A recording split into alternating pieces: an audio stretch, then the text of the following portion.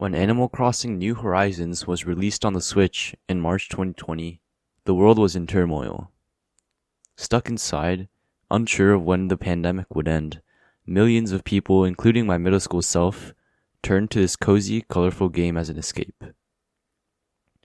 With over 42 million copies sold, Animal Crossing became one of the best-selling games on the Nintendo Switch.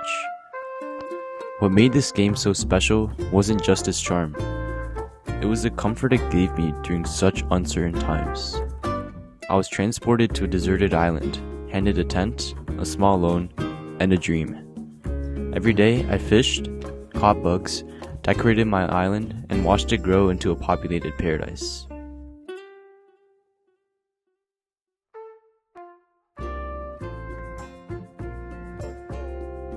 However, after the pandemic ended, I eventually grew out of the game.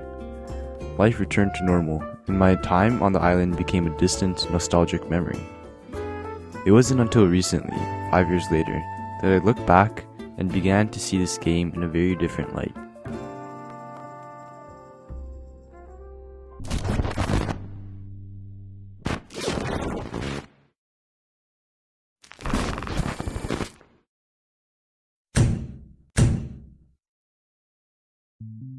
So, I decided to dust off my Switch and finally revisit Animal Crossing. Beneath its seemingly innocent charm actually lies a striking commentary on modern capitalism and monopolies. This is embodied by Nook Inc. and its enigmatic owner, Tom Nook. As I did more research into Tom Nook, it turns out Tom Nook is on top villain lists all over the internet.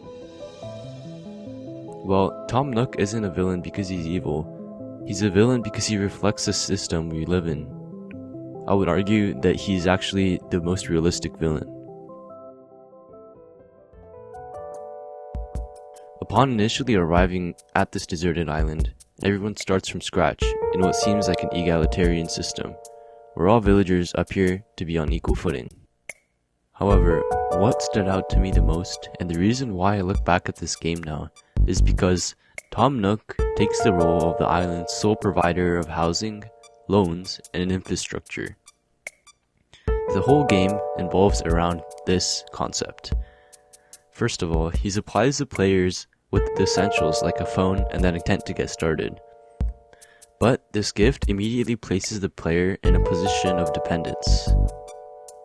This system that Tom Nook built closely resembles the private government Elizabeth Anderson explores. In her text, she states, "To depend on the goodwill of another for one's subsistence puts one at the mercy of the other, and under his subjection. Gifts are not free. Hospitality is given in return for obedience." The initial gifts that the player receives come at the price of the player's perpetual debt and subordination to Nook's island. Just as Anderson describes, it creates a dynamic where the benefactor, Nook, has unaccountable dominion. In this way, Tom Nook establishes himself as a private governor of the island. The player is perpetually indebted to Nook. As I paid off my initial debt for a measly tent, I was met with an offer of another loan for a house. The core plot of this game is essentially to pay off this endless cycle of debt while gradually improving his island. However, taking a step back, we can, in fact, learn from Tom Nook's system. Tom Nook isn't entirely evil. There are some signs of aligning Adam Smith's vision of a market society where economic exchanges are meant to be mutually beneficial, rather than purely exploitive. As Adam Smith says, exchanges are not purely based on generosity, but on mutual self-interest, where both parties benefit from the transaction. He invests in community projects such as bridges, shops, and infrastructure which benefit all villagers rather than concentrating wealth just for himself.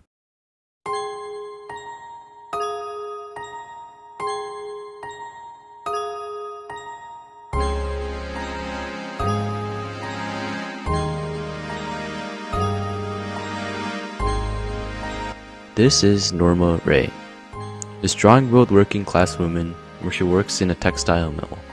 The film follows her and her fellow workers suffering long hours, low wages, and an unsafe work environment.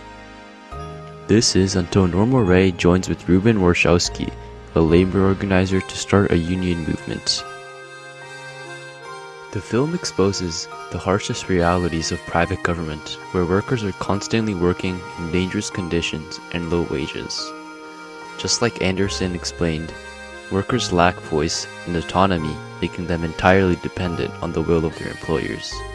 In other words, workers are exploited and deprived for profit with no say in their conditions, designed to only benefit the owner. In this way, Animal Crossing provides a middle ground while still reflecting elements of private government, where a system of both governance and collaboration coexists. Norma Ray shows us the dangers of an unchecked private government, whereas Animal Crossing shows us an alternate, balanced private government, where a hierarchical structure can still be maintained to encourage a beneficial community. While Animal Crossing is not a perfect system, it can be a representation to the world that economic dependency doesn't have to lead to oppression.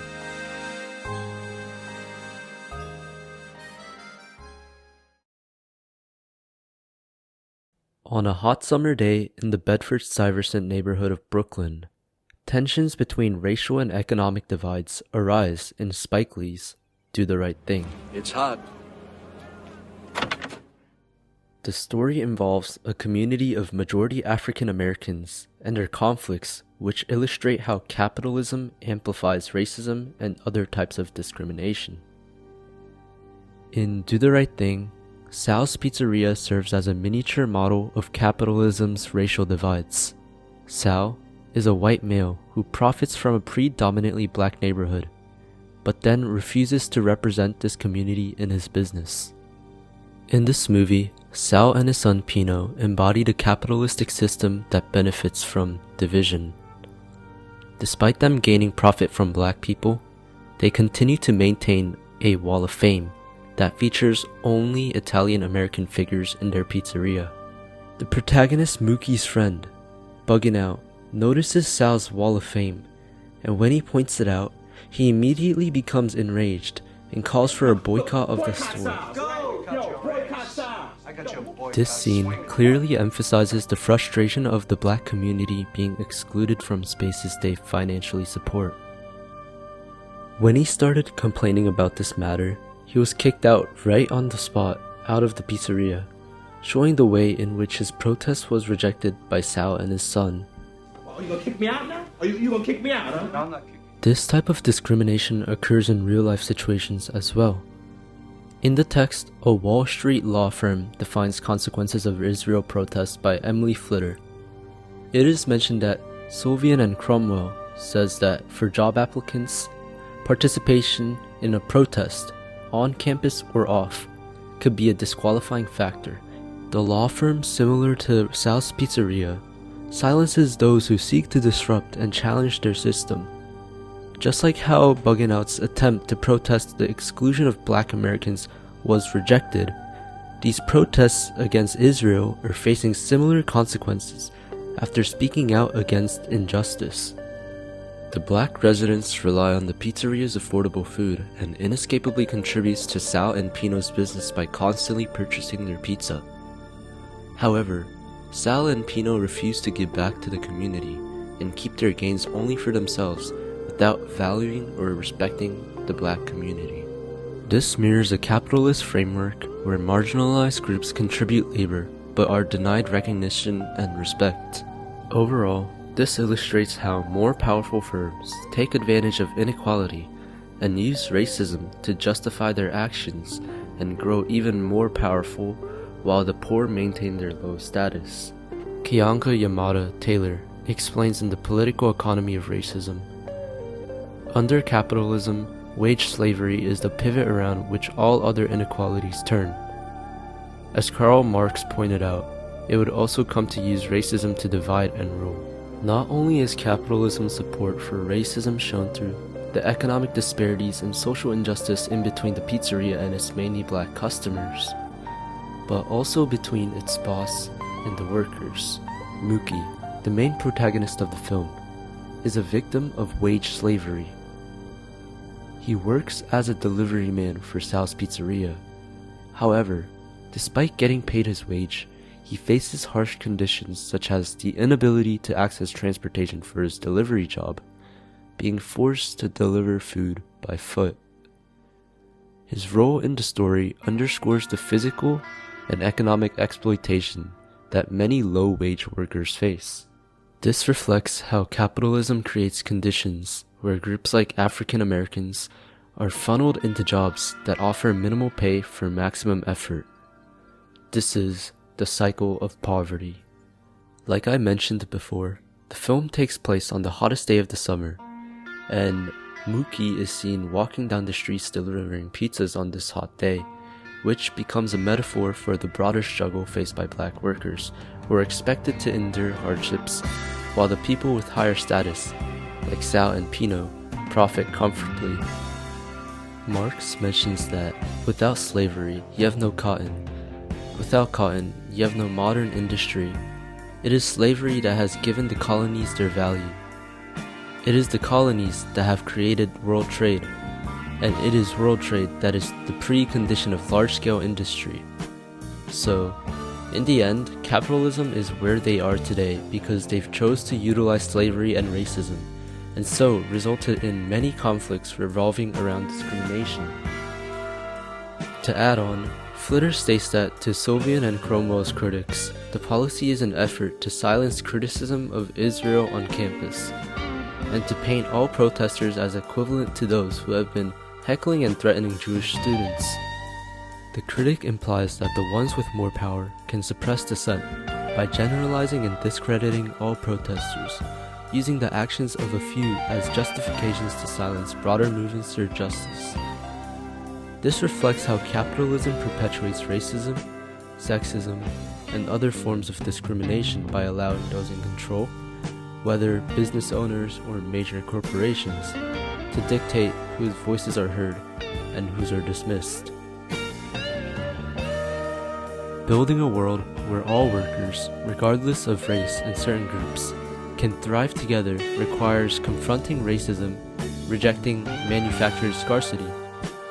Capitalism perpetuates racism and other forms of discrimination by exploiting differences to divide workers and sustain an unequal system, prioritizing profit over equality and social justice.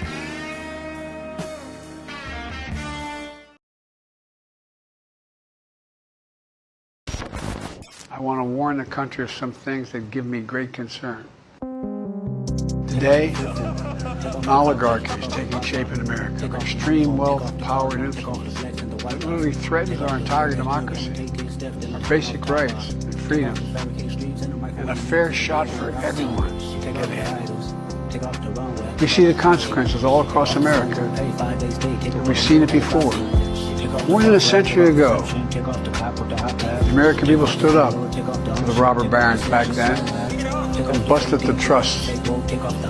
They didn't punish the wealthy. Just made the wealthy play by the rules everybody else had to.